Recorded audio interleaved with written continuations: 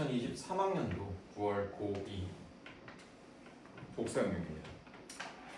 이 지문은 가랑 나 두 개로 구분이 되어 있습니다. 근데 선생님이 누차 말씀을 드렸지만 두 지문으로 구성되어 있는 독서 지문을 여러분들이 다루시고 학습을 하실 때에는 뭐랄까요?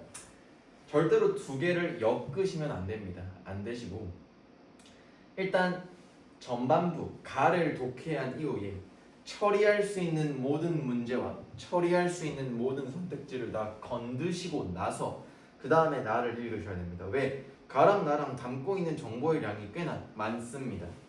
그래서 같이 한번 읽어보겠습니다. 네, 가. 미국의 헌법학자 제롬 베런은 1967년 언론 매체 접근권 그리고 이용권을 최초로 주장했다. 언론 매체 접근 이용권이란 정의문 나오고 있죠. 뜻풀이하고 있어. 국민이 자신의 사상이나 의견을 표명하기 위하여, 밝히기 위하여, 표출하기 위하여 같은 말이고 언론 매체에 자유로이 접근하여 이를 이용할 수 있는 권리를 말한다. 어쨌든 언론 매체 접근 이용권이란 국민에게 부여된 권리이고 그 권리는 자유롭게 활용이 돼야 된다라고 얘기를 하고 있어요.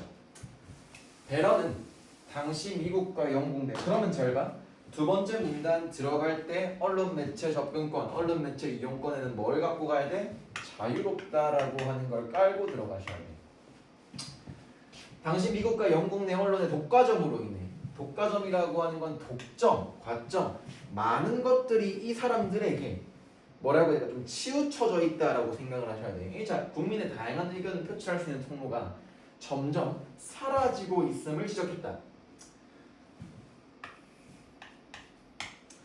또한 그는 상업적 이익만을 추구하는 언론사가 보다 많은 시청자나 독자 등을 확보하기 위하여 사람들이 불편하게 여기는 주장이나 의견보다는 대중적인 주장이나 의견만을 전달하고 있다고 비판했다.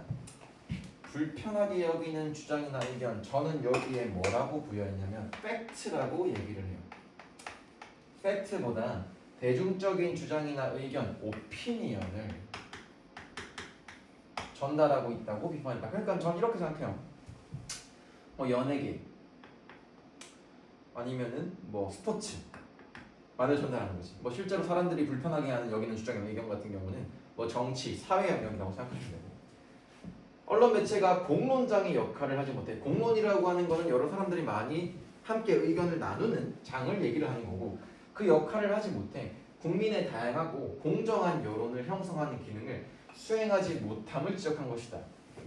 비판의 포인트가 이렇게 나오고 있고 이러한 상황에서 국민들이 언론 매체가 아닌 다른 수단을 통해 자신의 의견을 표명하려고 표출하려고 해도 매스미디어, 대중매체입니다. 대중매체에 견주면 그 전달 범위가 극히 제한적이라고 보았다. 누가? 그때 당시의 언론 매체들이 말입니다. 매스미디어의 거대화, 대중매체의 거대화, 독점화에 따라 언론의 자유가 매체를 소유하거나 지배하는 소수의 계층이나 집단의 것으로 전락하였기 때문에 자, 전락하다라고 하는 단어가 나왔으면은 본 기능을 제대로 하지 못하고 조금 퇴색되다라고 생각하시면 돼. 자, 전락하였기 때문에 시민들의 언론의 자유를 보장하기 위해 언론 매체 접근 이용권을 인정해야 함을 주장한 것이다. 자, 앞부분에서 최초로 주장했지. 왜? 이유가 이렇게 나오고 있다라고 생각을 하셔야 돼. 자, 그 다음 법적으로 보장받는 언론 매체 접근 이용권의 대표적인 형태는 반론권이다. 자, 반론하다라고 하는 거는 반대 입장을 낼 수 있는 권리다라고 생각하시면 되고 이는 언론 매체에 의하여 명예훼손, 비판, 공격 등으로 피해를 입은 국민이 자기와 관련이 있는 보도에 대해 반론이나 정정 또는 해명의 기회를 요구할 수 있는 권리다. 잘 봐. 모든 국민이 아니고요. 언론 매체에 의해서 명예훼손, 비판, 공격 등을 입은 국민이 나와 관련 있는 보도, 전달된 내용에 대해서 반론, 정정, 해명의 기회를 누구에게 요구하겠니? 앞에 나왔던 대중매체, 매스미디어에게 요구할 수 있는 권리이다. 좀 더 구체적으로 들어가고 있고 자, 반론권은 언론 매체의 정정 및 반론 보도, 추후 보도, 추후 보도라고 하는 건 나중에 보도라고 생각하시면 돼요. 자, 추후 보도를 청구할 수 있는 권리로 구체화되어 있다. 반론권 이외에도 방송법에 언론 매체가 사회의 다양성을 해치거나 임의로 특정 의견을 차별하지 못하게 하는 조항을 마련하고 있으며 시청자 참여 프로그램을 편성하도록 하는 조항 등을 통해 국민이 언론 매체를 이용하여 자신의 의사를 표출할 수 있는 표출할 수 있도록 하고 있다라고 나옵니다. 자, 반론권 이외에도 해치거나 차별하게 하지 못하는 조항이 있대. 그럼 잘 봐. 언론 매체 접근 이용권은 반론권 플러스 알파가 있는데 그 알파는 임의로 특정 의견을 차별하지 못하게 하는 조항도 있고 시청자 참여 프로그램을 편성하도록 하는 조항이 있고 그 결과 국민이 언론 매체를 이용하여 자신의 의사를 표명할 수 있도록 하고 있답니다. 뭐가? 언론 매체 접근 이용권은 좋은 영향을 다 갖고 있다라고 생각하시면 돼요. 자, 언론 매체 접근 이용권은 국민의 언론의 자유를 보장하고 민주주의 실현에 이바지하는 중요한 권리이다. 대놓고 필자도 얘기했죠. 중요하다. 그러나 언론 매체 접근 이용권은 언론 매체가 신문 등의 표현 내용을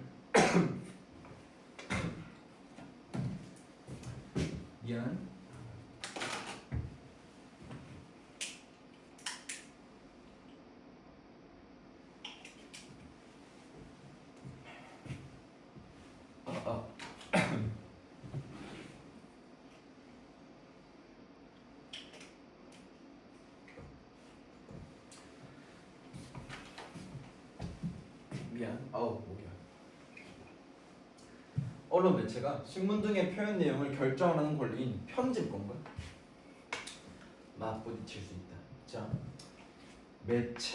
매스미디어가 신문 등의 표현 내용을 결정할 수 있어. 왜? 편집권이 있거든요. 걔네랑 할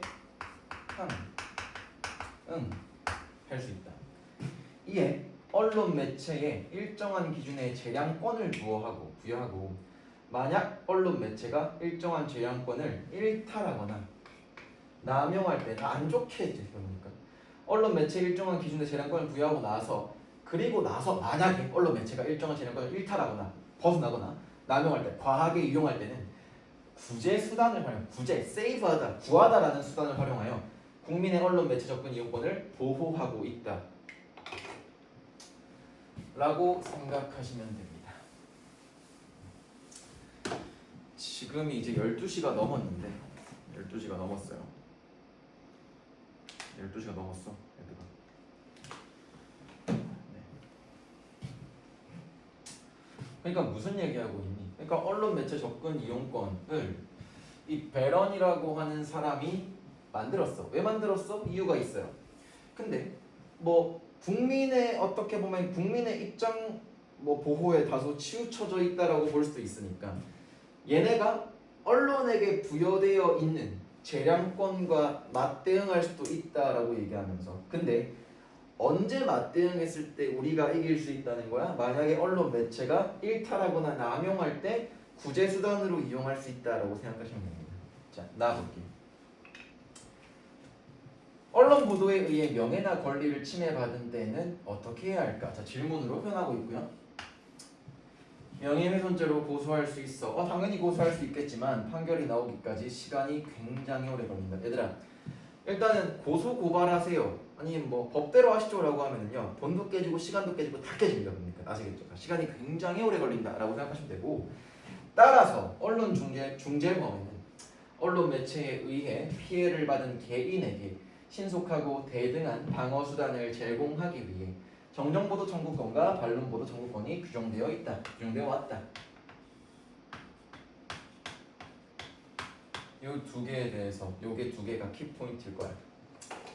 정정보도 청구권은 진실하지 않은 언론 보도 등으로 인해 피해를 입었을 경우 보도 내용의 잘못을 바로잡는 정정보도를 요구할 수 있는 권리래요. 자, 하나 정이 나왔고 두 개도 나올 거야. 자, 언론 보도 등으로 인해 피해를 입었을 경우 그 보도 내용에 관한 반론을 보도해 줄 것을 요구할 수 있는 권리다. 공통점 뭐겠니? 요구할 수 있는 권리이고 요구할 수 있는 권리이다. 정정보도를 청구하는 피해자는 원보도, 원래 기존의 보도가 허위임을 입증해야 돼. 입증해야 돼. 누가? 피해를 입은 사람이 입증해야 돼. 반면 반론보도는 원보도의 진위 여부, 사실 여부와 상관없이 요구할 수 있고 청구할 수 있다. 정정보도 청구권과 반론보도 청구권의 주체는 하는 사람은 보도 내용과 개별적 연관성이 있으며 그 보도로 인해 피해를 입은 자이다. 당연히 그 사람들 말고는 정정보도나 반론권 같은 경우를 이용할 이유가 없으시겠죠. 자, 청구권의 주체는 언론 보도의 사실적 주장에 대해 정정보도와 반론보도를 청구할 수 있는데, 잘 들어. 청구권의 주체, 피해를 입은 사람은 언론 보도의 사실적 주장에 대해서, 자, 기존 보도의 사실적 주장에 대해 정정보도와 반론보도를 청구할 수 있는데, 사실적 주장이라는 것은 증거에 의해서 그 존재 여부를 판단할 수 있는 사실관계에 관한 주장을 의미한다. 팩트로 조져야 된다라고 생각하시면 되고, 따라서 단순한 의견이나 논평, 광고 등은 청구 대상이 아니다. 이 무슨 개이 존버타는 거 같니? 일단은 그게 생각보다 요구하기 쉽지 않을 거야 라고 하는 거를 여기서 지금 담고 있다라고 생각하시면 되고, 자, 피해자는 그건 누구겠니? 청구보도의 주체겠죠. 해당 언론 보도 등이 있음을 안 날로부터 3개월 이내에, 자, 3개월 이런 거 잘 보셔야 되고, 자, 3개월 이내에, 지금 저는 이런 걸로 조금 장난을 칠 수도 있을 것 같아요. 내시니까. 자, 정정 또는 반론 보도를 청구할 수 있는데, 해당 언론 보도 등이 있은 후 6개월이 지났을 때에는 이를 청구할 수 없다. 3개월 이내에 얘기할 수 있어. 근데 6개월이 지났을 때에는 청구할 수 없대. 그러면 3개월 이내에는 가능한데 이때는 어떻게 되는 걸까? 얘기 안 나온 거지. 근데 되지 않을까? 되지 않을까? 정정 또는 반론 보도 청구는 언론사 등의 대표자에게 서면으로 직접 만나서 해야 되면, 언론사가 청구를 수용한다면, 자, 오케이 해드릴게요 한다면 청구를 받은 날부터 7일 이내에 정정 또는 반론 보도문을 방송하거나 싣게 된다. 누가 하겠니? 언론사가 하겠죠. 그 전제는 청구를 받을 거 오케이 하면 수용한다면, 이때의 보도는 원보도와 동일한 채널, 지면이라고 하는 게, 얘들아, 그 신문에서 예를 들어서 기존의 보도가 첫 면에 나왔다면 거기에 똑같이 지면에서 이루어져야 하며, 방송 진행자는 보도문을 읽을 때 통상적인 속도로 읽어야 된다. 보편적인, 가장 평균적인 속도로 읽어야 된다. 그러니까 잘 봐. 어떻게 보면 만약에 그게 입증됐다라고 하는 건 무슨 말이겠니? 언론사가 틀렸다는 말이잖아. 틀렸는데 나 틀린 거 조금 인정하기 싫은데 빨리 넘기자. 이렇게 해버리면 안 된다는 겁니다. 또박또박 정확히 원래 읽던 대로 읽어야 된다라고 생각하시면 되고요. 만약 언론중재법상 정정보도를 청구할 수 있는 기간이 지났다면, 즉슨 정정보도를 청구할 수 있는 기간이 아까 뭐라고 그랬죠? 3개월 이내에 청구할 수 있는데, 그 3개월이 지났다면 민법 제764조에 의거하여 근거하여 거기에 있으니 정정보도를 청구할 수도 있다. 민법상 정정보도 청구권에 따르면, 자, 이제 민법 얘기입니다. 자, 따르면 언론보도 등으로 명예를 훼손당한 사람은 언론보도가 있음을 안 날로부터 3년 이내에 법원에 소를 제기할 수 있는데, 자, 안 날로부터 3개월이 아닙니다. 3년입니다. 3년 이내에 법원에 소를 제기할 수 있는데, 해당 언론 보도가 있은 후 10년이 지났을 때는 불가하다. 맥스 몇 년? 10년인 거야. 어쨌든 가장 베스트는 3개월 안에 해야 되고 6개월 지나면 못한대. 근데 그래도 할 수 있어. 뭐 따라서? 민법에 따라서 할 수 있는 거야. 근데 민법에 있어도 10년 지나면 된다 안 된다? 안 된다. 안 된다로 들어가셔야 됩니다. 자, 민법상 정정보도를 청구할 때는 언론사 등의 대표자뿐만 아니라 잘못된 언론 보도로 손해를 가한 기자, 편집자 등에 대해서도 공동으로 청구할 수 있다. 잘 봐. 청구할 수 있다는 거야. 앞에도 똑같이 대표자한테 할 수 서면으로 해야 된다 그랬지. 그러니까 뒤에 거도 대표자한테만 해도 돼. 근데 기자한테 같이 해도 돼. 편집자에게 할 수 있다는 거야. 공동으로 할 수 있다는 겁니다. 근데 여기가 뿐만이 아니라, 그러면 대표자 기자, 대표자 편집자는 돼. 대표자 기자 편집자도 돼. 근데 기자 편집자는 안 돼. 이렇게 들어가셔야 돼. 자, 그런데 민법상 정정보도 청구권이 성립하려면 그거 하려면 존나 어렵겠지. 자, 언론중재법과 달리 언론사의 고의 또는 과실이 있다는 것과 해당 보도에 위법성이 있다는 것이 위법성이 있음이 입증이 되어야 합니다. 이것 때문에 실제로 잘 못합니다. 잘 못해요. 자, 만약 언론 보도가 타인의 명예를 훼손했다고 하더라도 해당 보도가 공공의 이익을 위한 것일 때는 위법이 아니라고 인정된다. 얘들아 잘 들어.